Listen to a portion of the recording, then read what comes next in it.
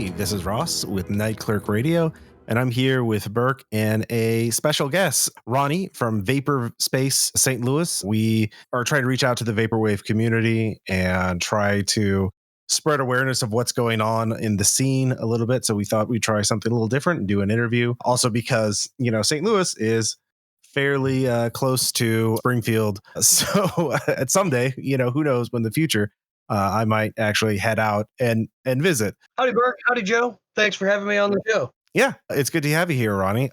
First off, could you just sort of give us a little introduction about what you do at Vaporspace? Sure. I'm a St. Louisan, and I've been listening to Vaporwave for several years. And after attending a really great George Clanton show in Chicago, found myself wondering how come I don't get to see my favorite Vaporwave artist come through St. Louis.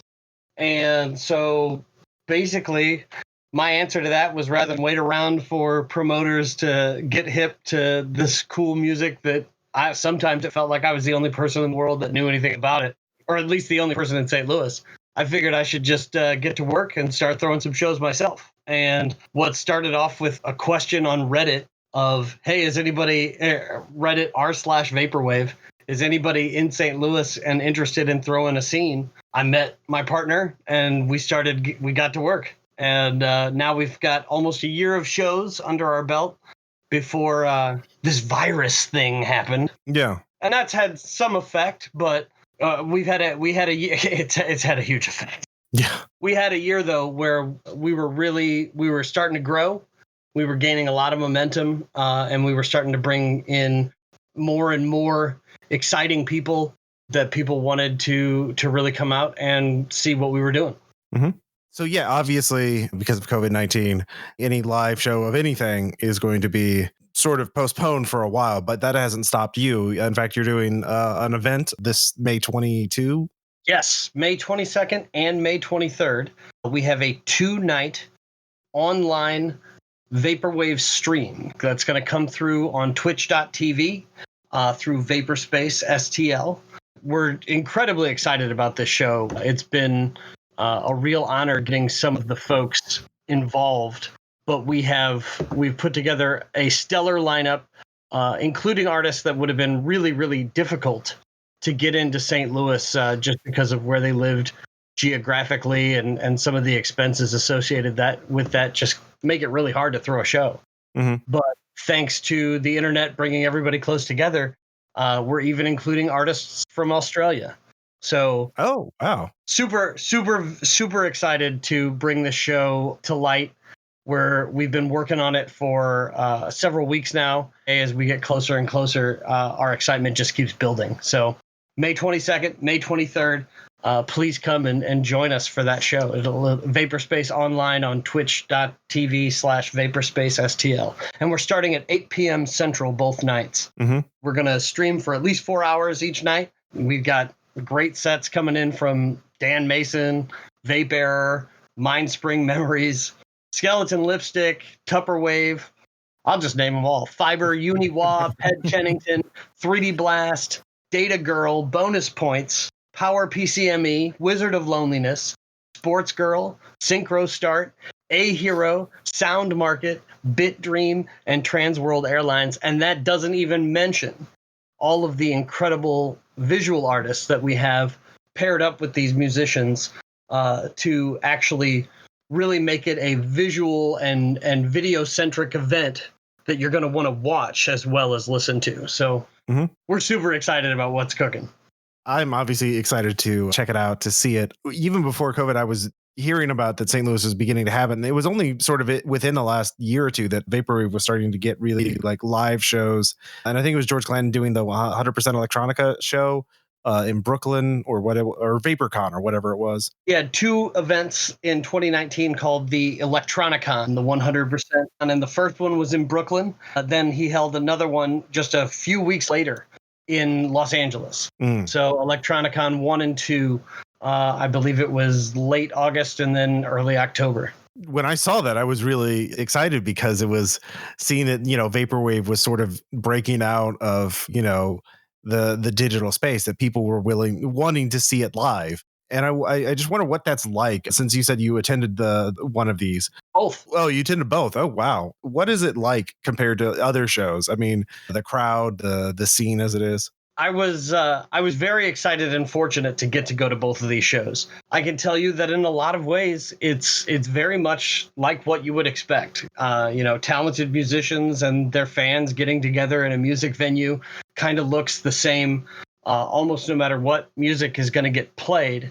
But there was that extra excitement around the Electronicons because it was something, such a novel type of music that many people hadn't had the chance to experience live before. Of all the musicians that played, several of them did have some live performing under their belts, either in other projects or in the project that they were working on. But there were also a great many of high profile electronic music acts, vaporwave artists, and future funk artists who were debuting their live performances, and that to me was super exciting. Was to see some of these people who had made an impact on the genre for a very long time, years of output, and then to be playing for their first time, to know that their music was desired in this live space. In a lot of ways, it felt like attending a big synthwave show or Hmm. any big EDM show. Hmm. But like you mentioned, the crowd was really excited because they knew that they were seeing things that they hadn't seen before.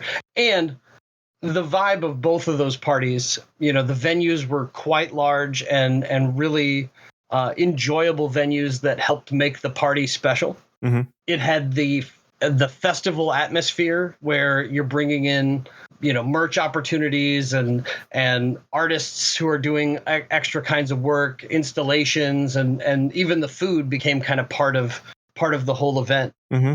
For one day concerts, they definitely gave people scratch that festival itch that I'm still lamenting, how few vaporwave acts managed to make their way onto the big festival circuits in 2019. It was a surprise. Hmm. I was really expecting to see a lot more of it. I mean, the fact is that vaporwave has been such like a internet only genre, and it's only now because I'm actually not surprised that it would take more time, I guess, for more of the artists to realize, oh, I could actually do this for real, like in a real space. Like it's not just anonymous people on the internet who want to listen to this. They actually will go out in public to listen to vaporwave. I mean, it's for me very heartening because a lot of people always think the joke, is right. Like vaporwave is dead. Sure. Vaporwave has been dead since it began. Is sort of it seems to be the a long running joke. But like, so this to you sounds like vaporwave is just getting started as a genre or just beginning to evolve. I feel like it's going through a metamorphosis. It's definitely leaving its adolescence behind it and coming into a more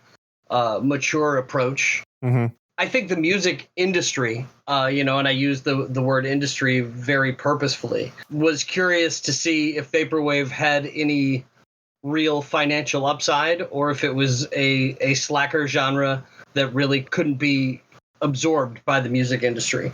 Mm-hmm. I think the music industry is paying a whole lot of different attention now in 2020 than it was before the Electronicons happened, just based off of their sheer success. I mean, Mm-hmm. George Clinton was able to sell a tremendous number of tickets to these events in a tremendously short amount of time. And in every case, everyone was like, wow, I didn't know it was going to go like that. So it was really heartening, Mm-hmm. as a guy working to make it grow, to see how successful he was at throwing these shows and finding interested people. Yeah, like it was really interesting how, not maybe mainstream is a strong word, but how widely well received Slide was, which was his 2018 album. Like it was on all kinds of stuff that would never cover vaporwave normally. And you can still find people arguing, why that is. And, it certainly wasn't as strictly vaporwave as some of his work as a Spree or 100% Electronica, or those kinds of projects. But it was one hell of a good, well-conceived album with songs that I think anybody that kind of has 90s alternative rock in their genetic makeup was able to connect to aspects of this album and how it was produced. and be able to find that warm, nostalgic feeling from it. It was a very big album for me personally. It did change my approach to vaporwave as being a funny little track-based, non-danceable electronic music into, wow, wait a minute, there's a lot of really good amount of thought that is going into making these albums impactful. I don't want to say anything bad about the vaporwave that came before it. However, it was a really big album for me. It came out of the blue. It came out of the blue, and it did different things with vaporwave that I didn't see coming. Exactly. I agree totally. Yeah, that's actually kind of what I'm curious about now, that you're obviously fully immersed in the scene now. So like, and we've been reviewing a lot of older albums on Night Clerk Radio here. In fact, we reviewed Virtua.zip not too long ago, although that episode won't pop up for a while on the feed. What kind of direction do you see the genre going? Do you think there's going to be even new, do you think there's going to be any more subgenres popping up? Do you think some subgenres are going to be like fading away more? Like, what do you think is going to start trending soon? Well, I see it going in a lot of different directions. I see you guys mentioned kind of your passion for ambient music. I feel like vaporwave is got a very strong ambient community that is doing a lot of innovative stuff, both on ambient music that is good to noodle out to with the mall soft movement, and really heady psychedelic stuff coming out of like the slush wave movement. I'm digging slush wave a lot right now. Every time I listen to this kind of washed out and incredibly psychedelic compositions that I'm hearing from folks like Mindspring Memories and Telepath. Yeah, It's very, very exciting. And Mallsoft, this idea that sounds so boring on paper is really so enjoyable to listen to. Artists like Limousine and Cat System Corp, who both came out with albums in the last few weeks. Just really great listens and really innovative ambient music. I feel like George is overdue for an album. He's released some of the singles and his work with Nyx Hexam, but I'm sure that whatever he does is going to make a big splash. And his label is continuing to put out really innovative albums from folks like Vape Error and Dan Mason, who are, again, kind of redefining this notion of, what's vaporwave. And you can start with the argument that if they're not making music that sounds like vaporwave, are they vaporwave artists? But I'm going to counter that with this notion that vaporwave is, in my opinion, and I'm just a guy that throws some shows. I'm not a musician. But in my opinion, vaporwave has a lot to do with the approach and the aesthetic that comes away from your finished pieces. Not so much a technical definition that's gonna define your sound. I'm gonna use it a lot broader than some people. But where is it gonna go? It's gonna go everywhere. Why not? Yeah. No, that's fair. I think in a lot of our reviews, we've sort of focused more on the feeling than any of the technical reasons, like why, what nostalgic or dissonant feeling is this trying to induce in you? In other words, it's all about the aesthetic, and I think that's right. Yeah, vaporwave again is sort of a bit ambiguous, but it is kind of changing, especially now. Of course, it has to change because it just as the live scene was beginning, it's going to be on hold for a while. Do you see these streamed live shows? Is everything on standby? Do you think it's going to has it been growing since the beginning of the COVID crisis? I almost feel like it was vaporwave's secret competitive advantage, was that because it had such a history of being born on the internet, that it is so native to the platform that while some people had to figure out how to become streaming musicians, a lot of vaporwave was already, they were prepared. They were ready to go. Okay.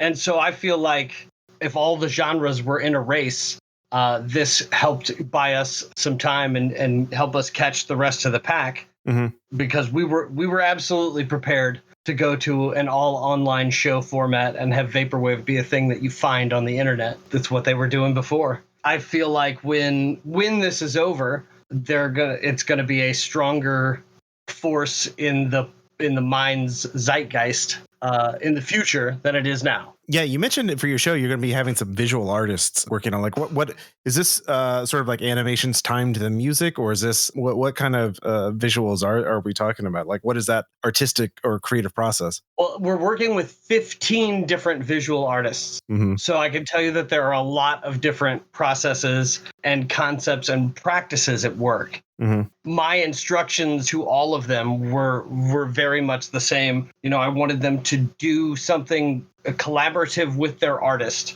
that in the end they were both excited and proud of, that made us feel connected to both of their voices. It's like I want the people who are experiencing the show to have the connection with the musician and to have the connection with what the visual artist is doing as well. You will see some of everything that you described. Some of the guys that are working on the visuals team are analog tape enthusiasts, big VHS culture and a lot of passion for, using some of these things that were literally thrown out of cable access stations, Mm-hmm. in mass in the mid to late 90s, where they're just like, well, we don't need that anymore. And they're like, wow, Mm-hmm. they're resurrecting old machines and finding cool new ways to use them. Then there are other people who are absolutely on the bleeding edge of software innovation, doing 3D rendering and modeling. So you have very different workflows when you compare those groups. Cool. But I think anybody that watches the stream they'll see a lot of different points of view, Mm-hmm. and hopefully everything that they'll see is something that they wouldn't have seen anywhere else. I'm very excited to have some of these musicians who have had their own visual experiences before already. Mm-hmm. I'm very excited to see some of them work with some of these visual artists as well. Nice. Sort of related. Well, not technically related. What kind of what music have you been listening to? Like, are there any albums from artists you haven't mentioned, or is there what's been in your heavy rotation on your playlist? I have been listening to a lot of the albums that are coming out of St. Louis. Mm-hmm. My friend Bonus Points, who is going to be on our show on May 22nd and the 23rd. Mm-hmm. My friend Bit Dream, my friend TWA, and my friend Sound Market have all released albums in the last year. I've been really impressed with the work that these guys have put out during the time that I've known them. Mm-hmm. It feels intimate to me because I've seen them play these songs live. And I saw them play them live for the first time. And it's really, I don't want to, put myself into it too much, but like I'm sampled on one of the songs, like my voice is on it. It's unlike anything that I've ever really experienced before. Mm-hmm. And to have these very talented musicians making music while also collaborating with me on other stuff makes me feel like I'm part of all of it. Mm-hmm. So it's been very exciting to do that. I listen to a lot of synthwave whenever I go bicycling. So I've been biking a lot because I haven't had the opportunity to get into a gymnasium. So synthwave mixes are definitely going down big Mm-hmm. when I'm on the bike. I just feel like I'm racing down the road in a Ferrari or something. Yeah, send us a few links to these albums and we'll put them in the show notes. So, Burke, do you have any other questions? Mainly was just thinking about Twitch in general. So if I understood, is this the first time you're just using a Twitch channel to stream these concerts, or have you done digital concerts before? I have never done a digital concert before. This will be our very first. So if it really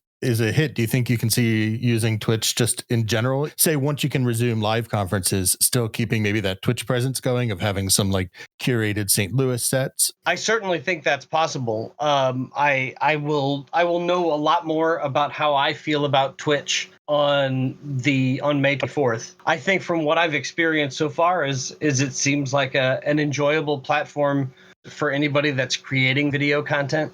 I feel like it has fewer issues with things that sometimes are problematic for DJs, things that are sometimes problematic for people who are using a sampadelic approach Mm-hmm.